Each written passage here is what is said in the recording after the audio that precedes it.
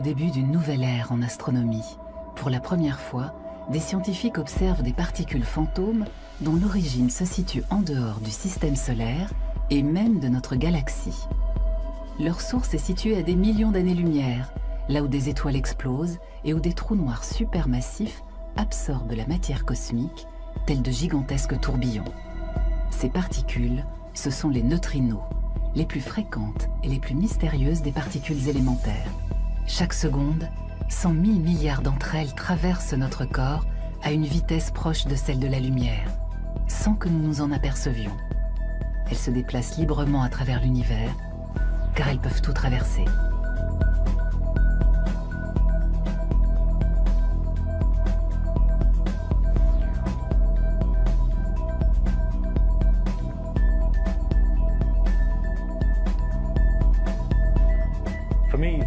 Le neutrino est ce qui se rapproche le plus du rien.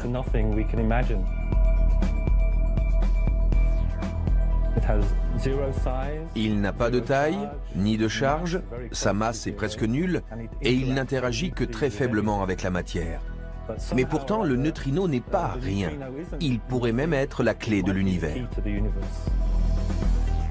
Pour les astrophysiciens, l'univers est un gigantesque laboratoire, encore largement inexploré. La matière dont sont constituées les étoiles, les planètes, les nuages de gaz cosmique et l'homme ne représente que 5% du cosmos. Les 95% restants demeurent un mystère que les yeux humains seuls sont inaptes à percer.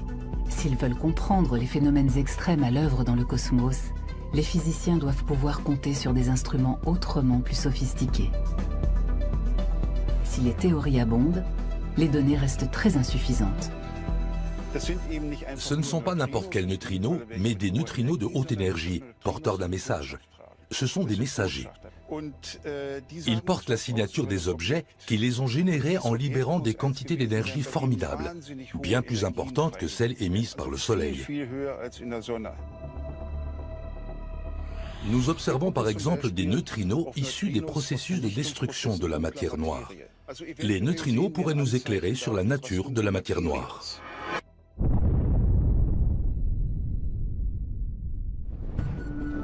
Il y a une dizaine d'années, un groupe international de scientifiques a entrepris de développer un détecteur géant destiné à capturer ces particules de très haute énergie. Et ce, dans l'un des endroits les plus isolés de la planète, le pôle Sud.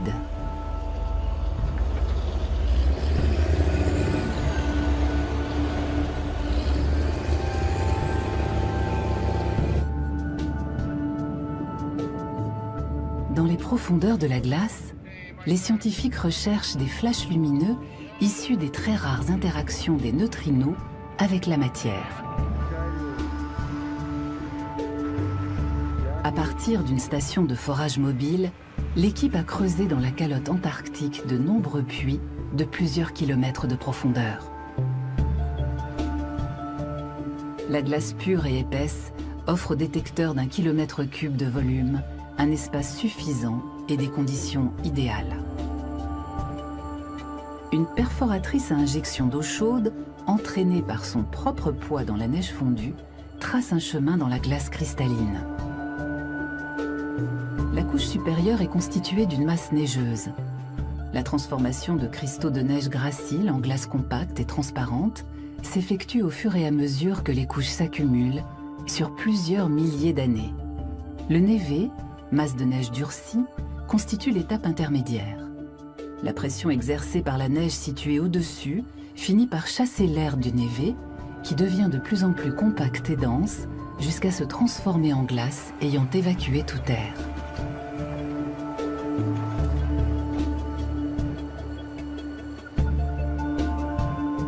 Dans chaque puits, les chercheurs ont descendu une ligne harnachée de photodétecteurs qui ont la taille d'un ballon de basket.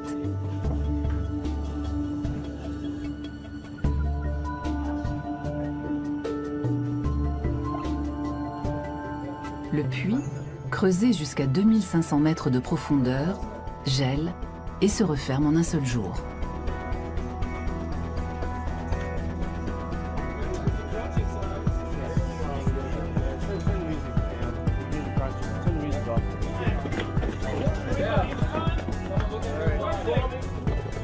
Avec un volume total de glace d'1 km3, IceCube est le plus grand détecteur de neutrinos au monde.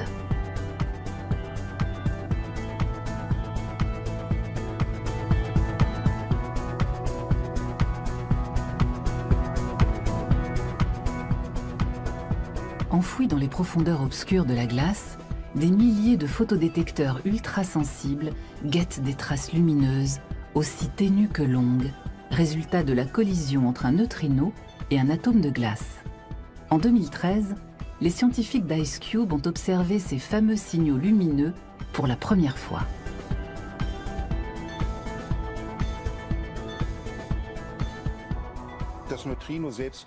On ne peut pas à proprement parler capturer les neutrinos. En revanche, on peut détecter les particules secondaires issues des interactions des neutrinos avec des noyaux atomiques. Certaines d'entre elles se déplacent sur plusieurs centaines de mètres, voire plusieurs kilomètres, en ligne droite à travers la matière. Et ce faisant, elles laissent dans leur sillage un cône de lumière appelé effet Cherenkov, du nom de son découvreur. C'est cette lumière que nous captons. C'est ainsi que nous avons détecté les deux neutrinos BERT et Ernie, dont l'énergie était telle que, de toute évidence, ils n'avaient pas pu être produits dans l'atmosphère terrestre. Ces neutrinos ont donc été engendrés en dehors de notre système solaire. Après une collision avec un atome de glace, un neutrino cosmique, qui est bien plus petit qu'un noyau atomique, laisse derrière lui une trace lumineuse qui s'étire sur plusieurs centaines de mètres. La découverte des neutrinos baptisés BERT et Ernie est l'aboutissement de plusieurs décennies de recherche. Ces messagers venus des confins de l'espace font l'objet de recherches partout dans le monde, notamment en Europe. Rendez-vous à l'Institut de biologie marine Michel Pacha, construit à la fin du XIXe siècle et qui doit son nom à son mécène. Il abrite la station terrestre d'Antares, un détecteur de neutrinos immergé au large de la Seine-sur-Mer, première étape d'un programme qui doit se déployer sur plusieurs sites en Méditerranée. Objectif des scientifiques, décrypter le phénomène d'oscillation des neutrinos qui, au cours de leur transformation, peuvent se présenter sous 3 états différents.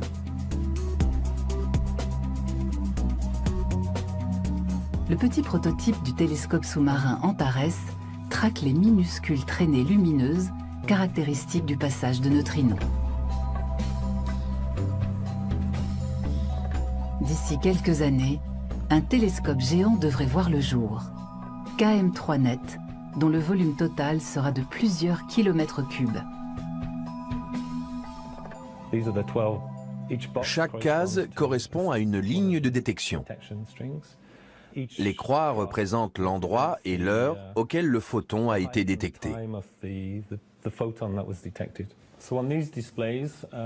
Sur ce graphique, on peut voir, avec le temps qui défile, le taux de comptage des modules optiques. La principale source de lumière que nous détectons est celle de la radioactivité naturelle du sel, du potassium 40, un isotope qui émet de petites particules lumineuses. Cette lumière est due en majeure partie à la radioactivité naturelle.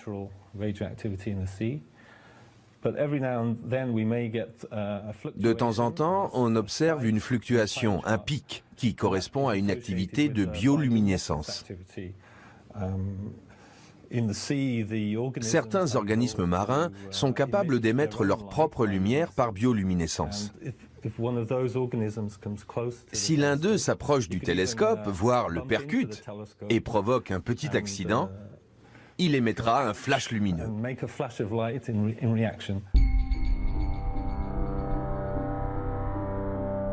Nous avons étudié les corrélations entre la quantité de bioluminescence reçue et les paramètres physiques de l'océan, enfin de la mer Méditerranée, qui est comme un petit océan.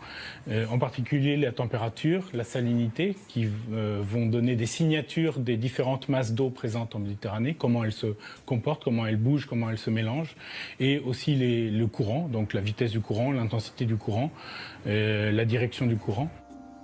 KM3net sera un instrument de mesure sous-marin à vocation pluridisciplinaire. capables de fournir des données de biologie, de géologie et de physique. Outre les neutrinos, les chercheurs peuvent déjà détecter les signaux de certaines espèces de cachalots et de dauphins. Donc là, vous avez sur cette bande le temps qui défile, c'est en temps réel, et en vertical, vous avez la fréquence. Et donc, chaque fois qu'il y a un signal qui est identifié, il est identifié par un petit code de couleur. Et donc là, en ce moment, par exemple, il y a des clics, donc des signaux large bande et de très très brefs, de quelques millisecondes, d'espèces de cétacés, qui sont des odontocètes, de grands dauphins. Et en parallèle, on a en même temps des signaux aussi de cachalots, sperm whale en anglais.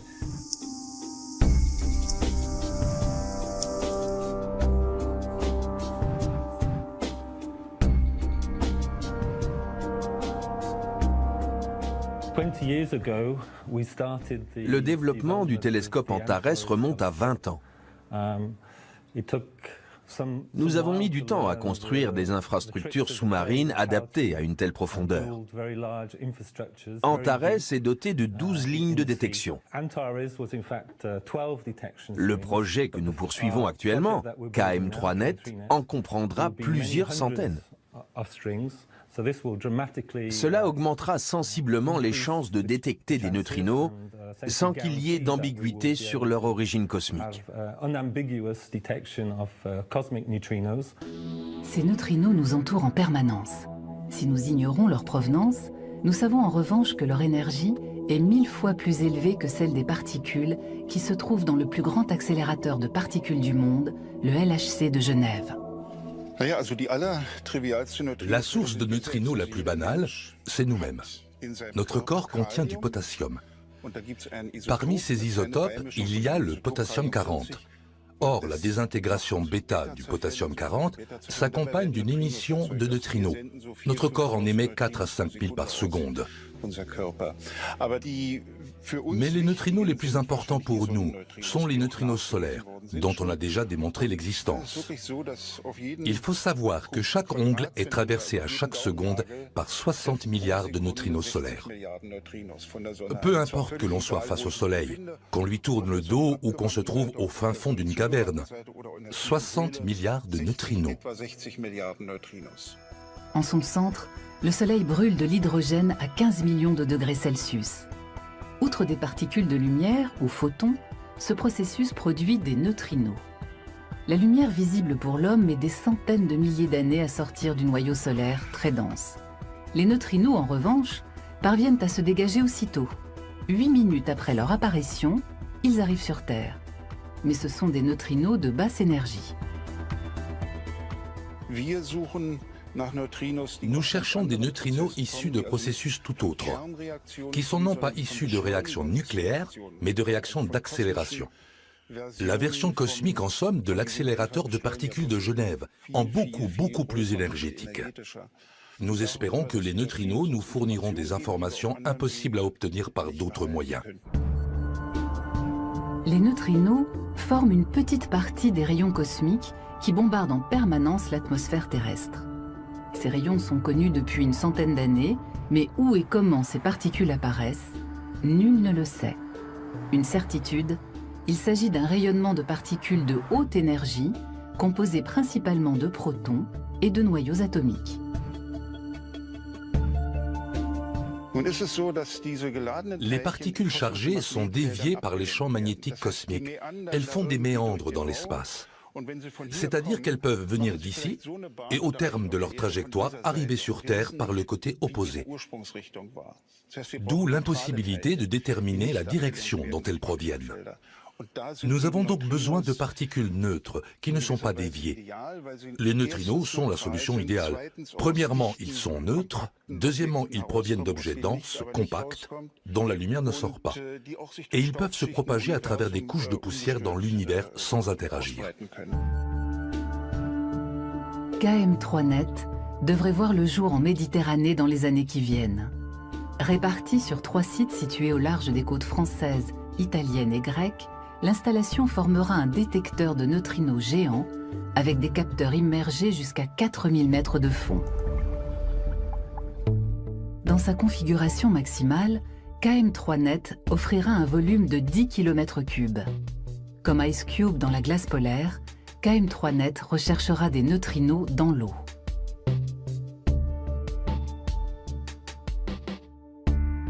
Mais la mer n'est pas la glace, et les difficultés de conception et de construction y sont d'un tout autre ordre.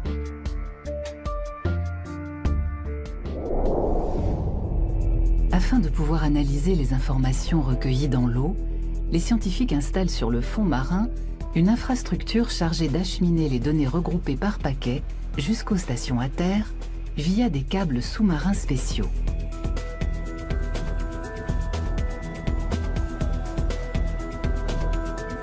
À l'aide d'un engin baptisé Worm, les ingénieurs procèdent à l'ensouillage.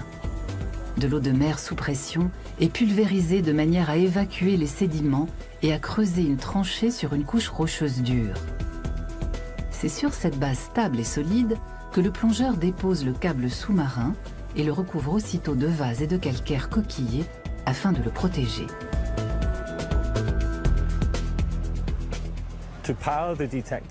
Pour alimenter le détecteur et transférer les données jusqu'à terre, nous utilisons un câble sous-marin de télécommunication. La transmission des données s'effectue par fibre optique. Le câble du KM3net est équipé de 36 fibres optiques. Pour qu'il soit protégé des éventuels dégâts causés par les ancres des bateaux, le câble est doté d'une double armature d'acier, une couche interne et une couche externe plus épaisse, mais seulement au voisinage des côtes. Ensuite, une armature simple suffit. Et en pleine mer, au-delà de 1000 mètres de fond, le câble n'a pas besoin de protection supplémentaire. La gaine en polyéthylène suffit.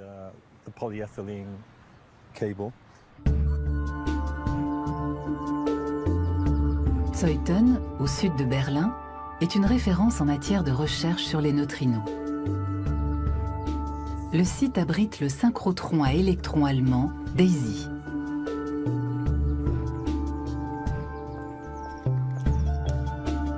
C'est ici qu'un groupe de physiciens des particules a développé les capteurs qui équipent Ice Cube au pôle Sud.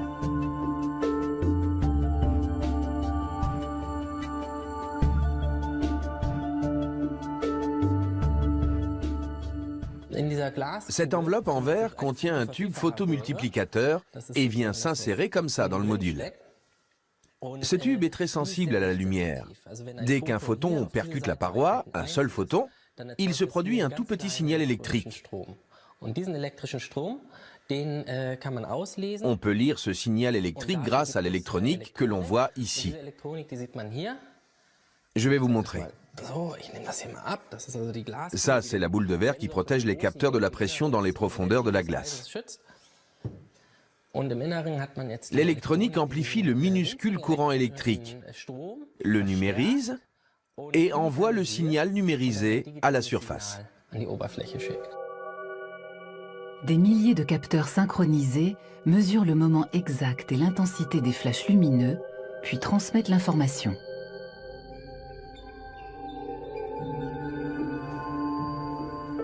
Dans ce laboratoire, les chercheurs travaillent déjà à la prochaine génération de photocapteurs, plus abordables, plus simples et plus efficaces. Parmi les pistes, acheminer la lumière Cherenkov via des tubes enrobés. Objectif, trouver la fameuse lumière ultraviolette. Le post-doctorant Jacob van Zanten se prépare à sa première mission dans le pôle Sud. La première condition, c'est d'être en très bonne santé. Un examen médical complet est requis. Une fois qu'on a reçu le feu vert pour partir, on se rend d'abord en Nouvelle-Zélande, à Christchurch, dans le sud de l'île. On reste quelques jours sur place, jusqu'à ce que les conditions météo soient bonnes. Le vol jusqu'aux côtes antarctiques dure 8 heures. Il peut y avoir quelques jours d'attente avant de prendre un vol pour le pôle Sud qui dure 1h30. Je travaille depuis longtemps sur Ice Cube, mais je ne suis encore jamais allé sur le terrain. Je suis d'autant plus content que je vais là où peu de gens ont eu la chance d'aller.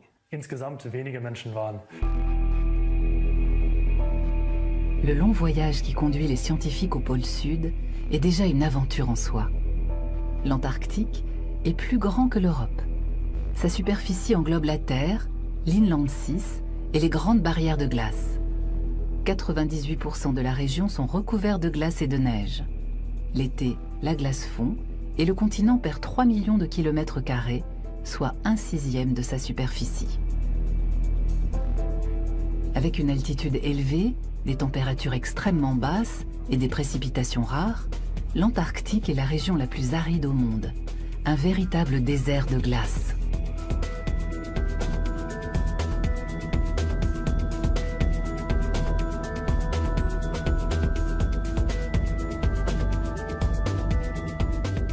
Il faut plusieurs jours à Jacob Van Zanten pour atteindre l'Antarctique. La dernière étape de ce voyage aux confins du continent s'effectue à bord d'un avion de ravitaillement de l'armée américaine. L'atterrissage a lieu à 3000 mètres d'altitude, sur la calotte glaciaire. C'est l'été, la haute saison pour les scientifiques qui ne viennent en Antarctique qu'à cette période de l'année. L'hiver, seule une petite équipe chargée du fonctionnement du détecteur reste sur place, affrontant le froid glacial et l'obscurité. Tous les voyageurs sont soulagés et heureux de parvenir enfin à destination. Mais dès l'arrivée, certains sont pris du mal de l'altitude. Il leur faudra quelques jours pour s'acclimater. La base Amundsen Scott, station de recherche américaine, est une oasis au milieu du désert glacé. Une garantie de survie pour tous les scientifiques.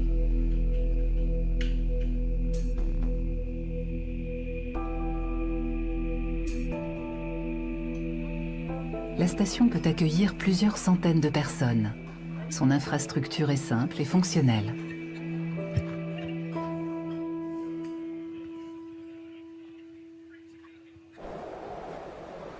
Amundsen et Scott, les découvreurs du pôle Sud il y a plus d'un siècle, seraient bien étonnés de trouver un tel niveau de confort et de technologie dans un des hauts lieux de l'astrophysique. Dans la glace, Ice Cube guette les signaux lumineux cosmiques. Ice Cube traque les neutrinos qui ont traversé la Terre et sont arrivés par l'hémisphère nord. Charge au détecteur de KM3net en Méditerranée de repérer les neutrinos arrivés par l'hémisphère sud. Seuls les neutrinos peuvent ainsi voler à travers la Terre. Catane, en Sicile. Les profondeurs de la Méditerranée, par plus de 5000 mètres de fond, sont un lieu de recherche idéal. Au large de l'île italienne, un groupe de chercheurs européens veut ancrer sur le fond marin le premier élément du détecteur de neutrinos.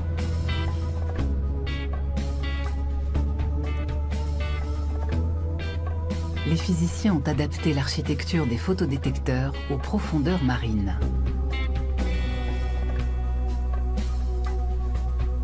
Pression de l'eau, salinité et courant sont autant de défis pour les chercheurs qui doivent protéger une électronique sensible tout en garantissant à chaque instant les mesures les plus précises.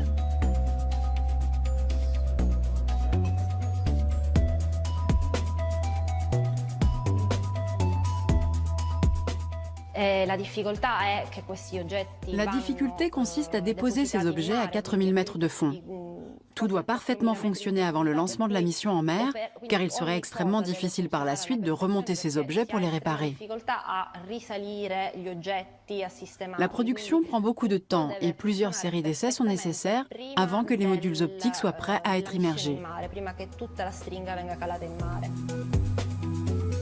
Les chercheurs doivent protéger les instruments de la forte pression de l'eau et de sa salinité.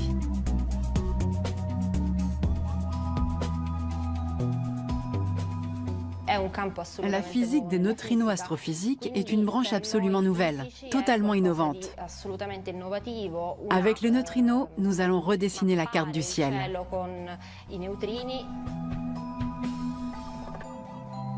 Les physiciennes enregistrent les capteurs pour pouvoir plus tard affecter précisément les données reçues.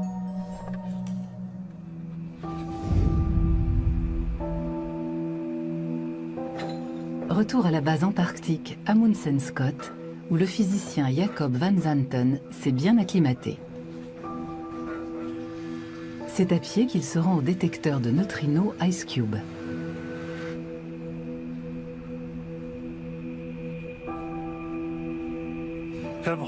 Nous avons aujourd'hui un temps splendide. Presque pas de vent, moins 30 degrés, un soleil radieux. La station est à environ 500 mètres derrière moi. Il me reste 500 mètres à parcourir jusqu'au laboratoire d'IceCube, où je vais vérifier comment va notre détecteur.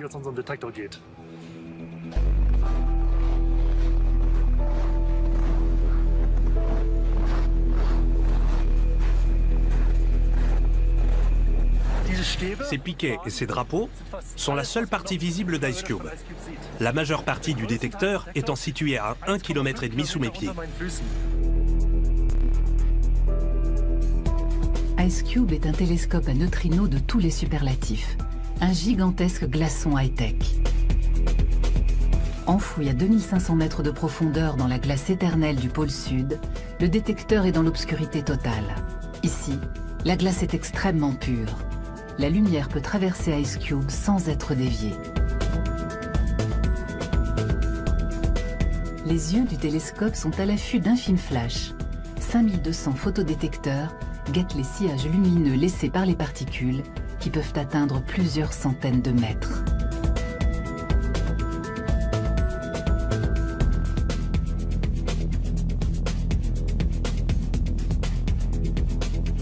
Les capteurs convertissent les signaux lumineux découverts en signaux électriques et les acheminent le long des filins d'acier jusqu'à la surface où se trouve le laboratoire, le cerveau du télescope.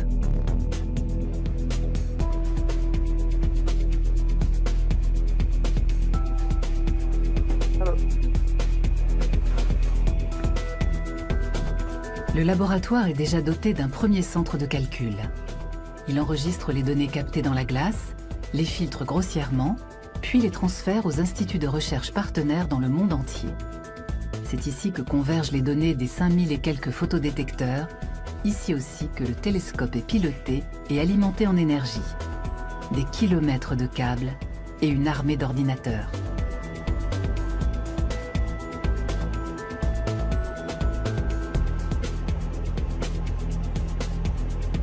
Au sein du laboratoire, une petite équipe s'occupe de la maintenance électronique, de jour comme de nuit.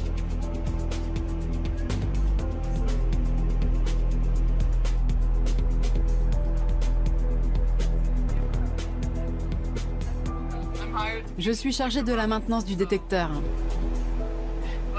Quel que soit le problème, c'est à moi de le résoudre. Là, je suis contente car ces petites lumières vert, jaune, rouge indiquent qu'IceCube est en train de recueillir des données.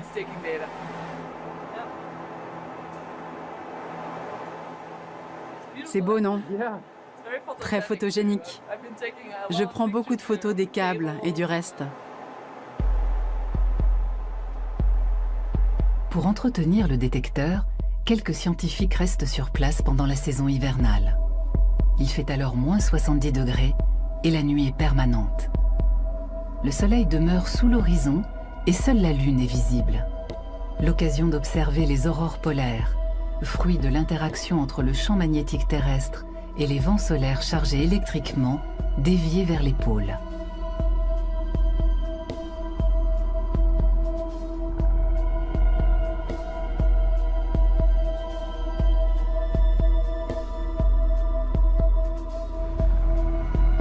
Toute une autre atmosphère durant l'été austral, alors que l'hiver règne en Europe.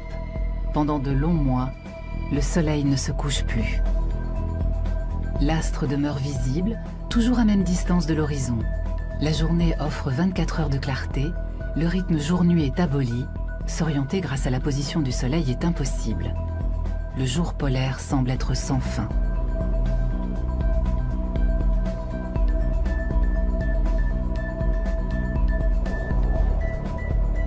La mission de Jacob Van Zanten dans l'Antarctique, auprès du détecteur high-tech, doit durer 10 jours.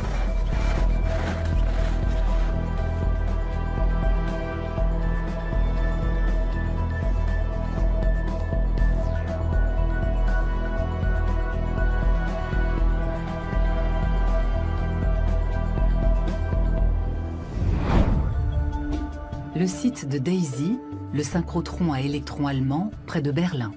Ce parc de serveurs est un espace de stockage ainsi qu'une gigantesque machine à calculer. On y traite les données d'IceCube qui arrivent par satellite afin d'éliminer les rayonnements parasites et autres interférences. Sur les milliards d'événements que nous traitons, nous repérons les rares interactions des neutrinos avec la matière. L'analyse des données est un processus très laborieux. Où dans le détecteur l'interaction a-t-elle eu lieu? Combien d'énergie l'événement a-t-il généré? Et de quelle direction venait-il? L'opération revient à chercher une aiguille dans une gigantesque botte de foin. Mais le jeu en vaut la chandelle. La détection de neutrinos ultra-énergétiques engendrés en dehors de notre galaxie ouvre une nouvelle fenêtre sur l'univers. Les scientifiques filtrent les innombrables événements captés dans la glace pour ne garder que les fameuses signatures lumineuses. Voici les données brutes et le détecteur dans son ensemble. Ce n'est pas en temps réel, ça correspond à une seconde d'analyse. Oui, la vitesse est 1000 fois inférieure. En temps réel, qu'est-ce que ça donne? Le film dure 1 seconde, ça clignote dans tous les sens. Grâce à un filtrage plus fin des données, les chercheurs parviennent au but. Les traces lumineuses les plus importantes ont un diamètre de 600 mètres. Un exploit pour de petites particules invisibles que de générer de tels sillages de lumière. C'est assez net. On distingue bien le sillage.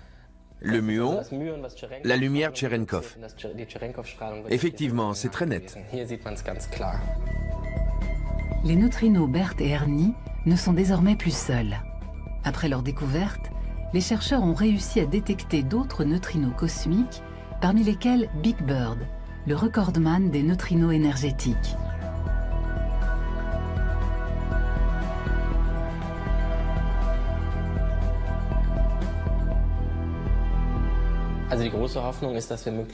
Notre grand espoir est de pouvoir identifier le plus vite possible les sources des neutrinos ultra-énergétiques. Comment les rayons cosmiques sont-ils produits? Comment sont-ils accélérés? De quelle nature sont les accélérateurs cosmiques? J'espère ne pas passer le reste de ma vie à plancher sur ces questions, mais plus vite j'y répondrai et mieux ce sera. Le grand planétarium Zeiss à Berlin.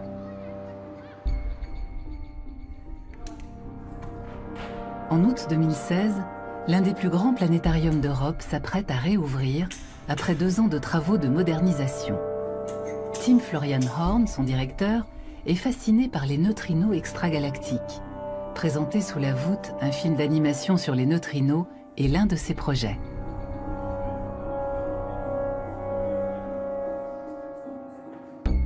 Tim Florian Horn est spécialiste de la visualisation des phénomènes cosmiques. Grâce aux techniques de projection les plus récentes, il veut faire connaître au grand public les dernières découvertes en astronomie.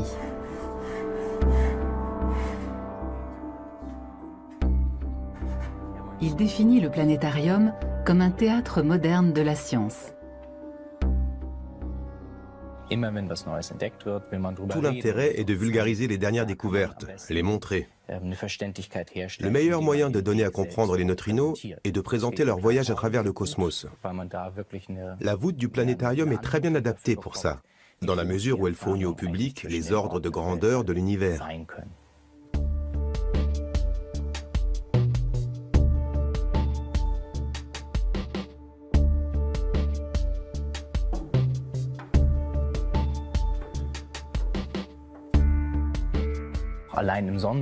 Parcourir ne serait-ce que le système solaire prendrait en temps réel des semaines, des mois. Dans ce film où nous serons embarqués, nous nous affranchirons des lois de la nature. Nous nous déplacerons à la vitesse de la lumière, alors qu'en réalité, nous serions pulvérisés. Nous pourrons voir les autres galaxies, alors que l'œil humain ne serait pas capable de percevoir l'univers en dehors de la Voie lactée. En tout cas, pas de capter la lumière et les photons. Il y a donc un équilibre à trouver entre l'exactitude scientifique et la vulgarisation.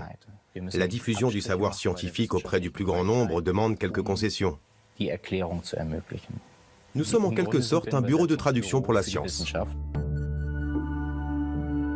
Pour concevoir le film sur les neutrinos, le directeur a rendez-vous avec un graphiste et le physicien des astroparticules Christian Spiering dans un studio d'animation de Babelsberg à Potsdam.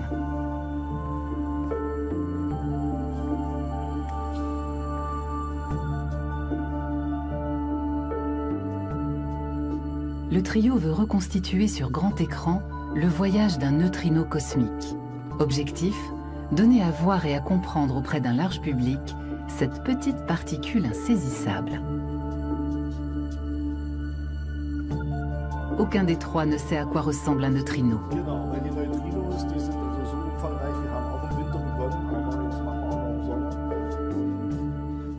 Qu'est-ce qu'on veut montrer?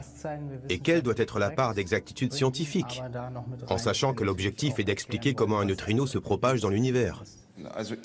Pour ma part, je verrais bien une sorte de traînée de condensation, comme celle des avions de chasse. Mais j'ai du mal à imaginer l'avion de chasse en lui-même. Ce qui m'intéresse, c'est sa trajectoire à travers divers objets célestes. Ou alors, on représente simplement le neutrino sous la forme de la lettre de l'alphabet grec nu. Ça me suffirait d'un point de vue formel. Quelles sont les questions? D'où viennent-ils? Comment volent-ils? Et quelle est leur destination? Je suis le neutrino. Je vole à travers l'espace. Un point de vue subjectif. Oui, subjectif. Je croise en chemin des galaxies qui passent à toute allure à côté de moi. Je les laisse derrière moi et puis du vide. Du vide. À un moment apparaissent notre galaxie, puis le système solaire, puis dans le lointain, une sphère bleue, la Terre. Pour le physicien, les neutrinos sont des particules sans forme particulière. Le graphiste lui soumet quelques idées. Ça, c'est un atome, pas un neutrino. Pour moi, un neutrino ressemble plutôt à un point, à quelque chose d'indéfini, de tout petit. Bien. Proposition suivante. Un modèle qui brille davantage, moins tangible, entouré d'oscillations. Là, on dirait des petits elfes qui dansent une ronde autour d'une boule verte. C'est ce que m'évoquent ces oscillations.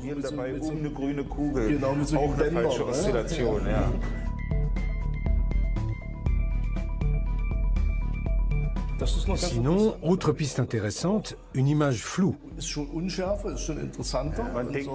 Non, on va penser à des éruptions solaires.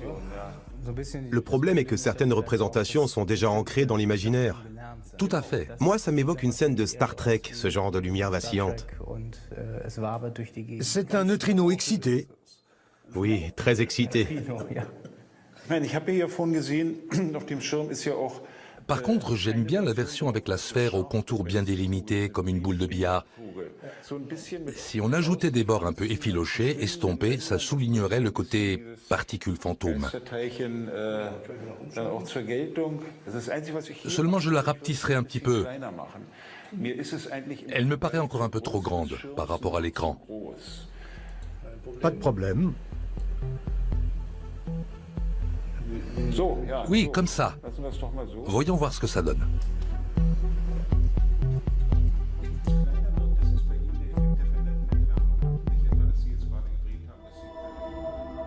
Au Centre de physique des particules de Marseille, le groupe de chercheurs français se prépare à installer la première chaîne de détecteurs du KM3net.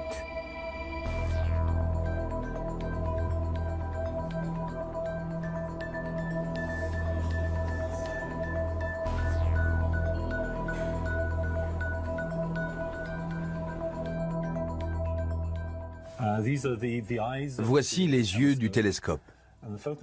Les photomultiplicateurs sont très sensibles à la lumière.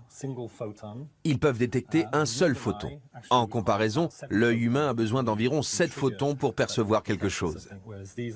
Ces instruments sont donc beaucoup plus sensibles que l'œil humain. Nous avons besoin de mesurer la position d'arrivée du photon sur le détecteur au centimètre près. Mais évidemment, au fond de la mer, avec les courants marins, tout a tendance à bouger légèrement.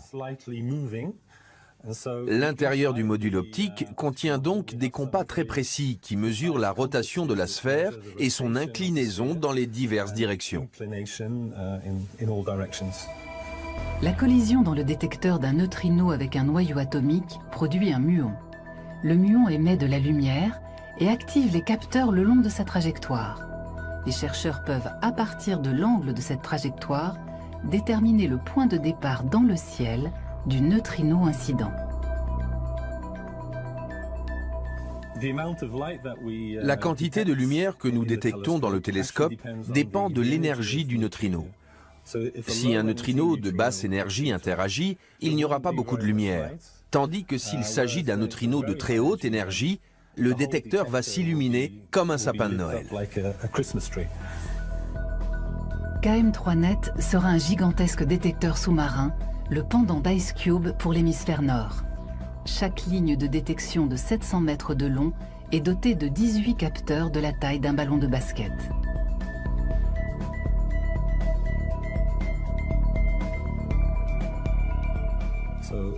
Si l'on pouvait marcher sur le fond marin au milieu de cette forêt de détecteurs, on aurait droit à un spectacle impressionnant. Le télescope n'est pas immobile, il est entraîné par le courant marin. C'est pourquoi chaque capteur doit réévaluer continuellement sa position. Ainsi seulement les chercheurs peuvent calculer la direction des neutrinos. Retour dans le studio d'animation à Potsdam. Tim Florian Horn, le directeur du planétarium de Berlin, a apporté un logiciel qui lui permet d'animer les régions de l'univers connues à ce jour. L'équipe essaie de reconstituer la trajectoire d'un neutrino de sa source dans les confins du cosmos jusqu'à la Terre.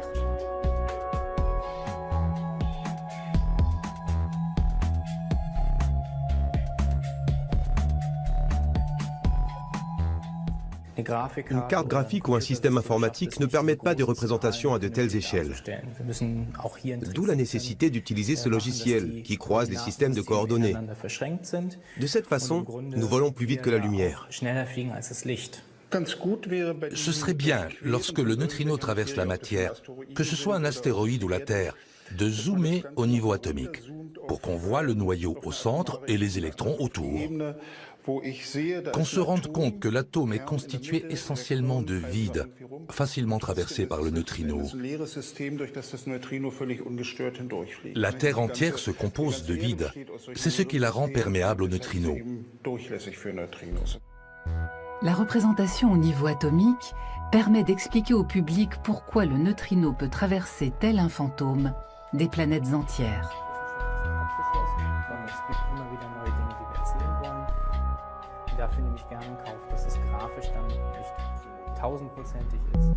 À Marseille, les scientifiques préparent le transport d'une ligne de détecteurs. Alors là, ce qu'on a, c'est la structure qui sert à déployer les lignes de KM3net. Donc les lignes KM3net dans la configuration opérationnelle sont des lignes qui s'étendent en verticale, en partant du fond sous-marin jusqu'à 800 mètres de haut pour la configuration haute énergie et 200 mètres de haut pour notre configuration ici en France. Mais avant de déployer, pour déployer cette structure en verticale, on enroule d'abord la ligne qui est une ligne souple. On enroule d'abord la ligne sur cette structure qui est sphérique. Chaque action est minutieusement planifiée et testée plusieurs fois. La ligne équipée de détecteurs est enroulée dans une grande structure sphérique. Pour l'alimentation et la fixation sur le fond marin, l'équipe a mis au point une encre spéciale.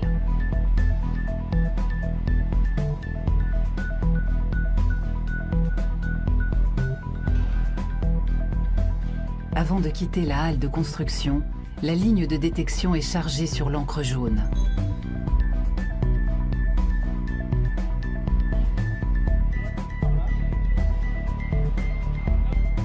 L'heure du départ est arrivée.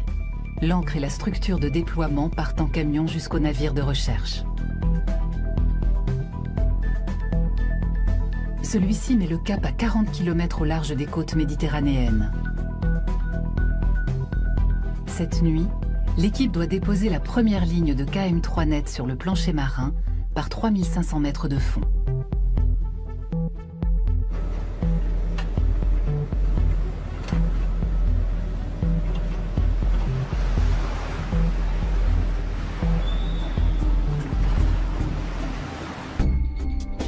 Lentement, à raison de 12 mètres par minute, la ligne de détection et son ancre entament leur descente, accompagnés par des robots plongeurs piloté depuis le navire par des ingénieurs. Au bout de 4h30, le duo atteint le fond marin. Les bras robotisés câblent l'ancre avec l'infrastructure déjà en place, chargée de l'alimentation en énergie et du transfert des données à terre.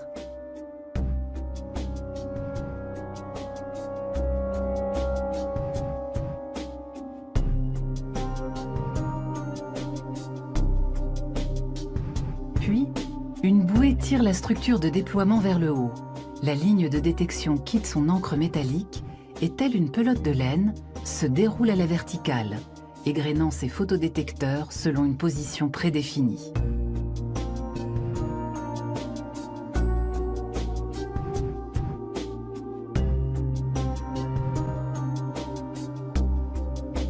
Le déploiement de la première ligne de détection est un succès. Plusieurs centaines d'autres suivront. Bientôt, KM3Net pourra détecter les neutrinos extragalactiques.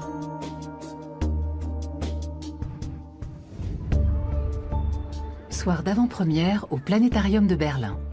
Le directeur, le physicien et le graphiste s'apprêtent à découvrir le résultat de leur collaboration inédite. L'univers est pour la science un gigantesque laboratoire. Au programme, comprendre les accélérateurs de particules cosmiques, vérifier la validité des lois fondamentales de la physique, mais aussi explorer des régions où la gravité, la densité et la température sont extrêmement élevées, où des étoiles explosent, ou bien s'effondrent sur elles-mêmes et produisent des trous noirs. À l'écran, une explosion cosmique dans un gigantesque accélérateur de particules situé à des millions d'années-lumière. Un immense jet de particules émis par un trou noir supermassif au cœur d'une galaxie active. Ces jets peuvent parcourir plusieurs centaines de milliers d'années-lumière dans l'espace intergalactique. Ils accélèrent les particules cosmiques et produisent ainsi des neutrinos. Le neutrino se déplace à une vitesse légèrement inférieure à celle de la lumière. De charge électrique nulle et de masse presque nulle, il n'est ni freiné ni dévié de sa trajectoire par les autres particules. Ce passe-muraille peut ainsi tout traverser sans risque de collision. Les atomes, dont est aussi formé notre corps, sont composés à plus de 99,99% de vide. Entre le noyau atomique au centre et les électrons autour, il y a énormément d'espace pour le neutrino et rien d'autre qu'un champ électrique. Contrairement à la plupart des autres particules, le neutrino n'est sensible à aucune force électrique. Pour être arrêté dans sa course, il doit percuter directement un noyau d'atomes.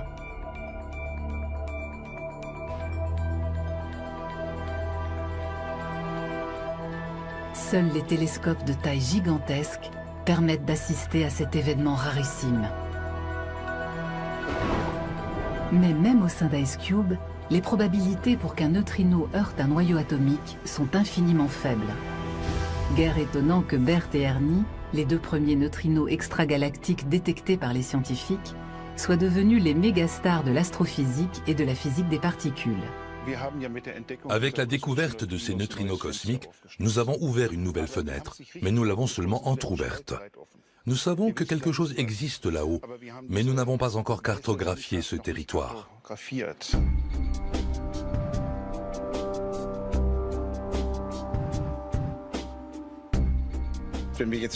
Si nous arrivons à trouver d'autres particules de ce type et à remonter jusqu'à leur source, alors nous pourrons reconstituer le puzzle. Et nous saurons enfin expliquer les mécanismes les plus tumultueux du cosmos. La physique moderne a montré que le comportement des particules élémentaires, c'est-à-dire l'infiniment petit, et le développement de l'univers, l'infiniment grand, sont intimement liés. Les scientifiques tentent de repousser encore les frontières de la physique avec des modèles et des théories que les neutrinos pourront étayer.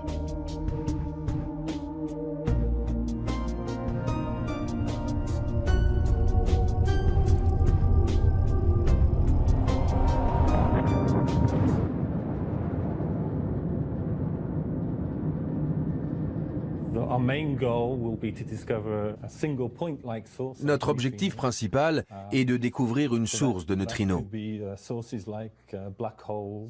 Ça pourrait être des trous noirs accrétant de la matière, des collisions de trous noirs ou des explosions de supernovas.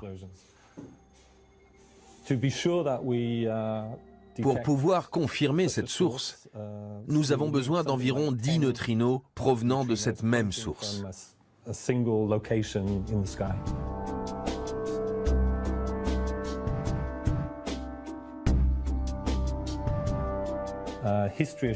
L'histoire a montré qu'à chaque fois que l'on met en place un nouveau télescope, il ne faut pas être surpris d'être surpris.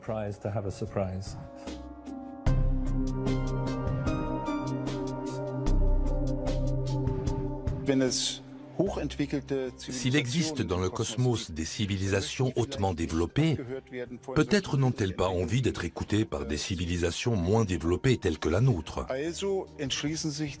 Elles pourraient utiliser pour communiquer non pas des ondes électromagnétiques, mais autre chose, par exemple des neutrinos.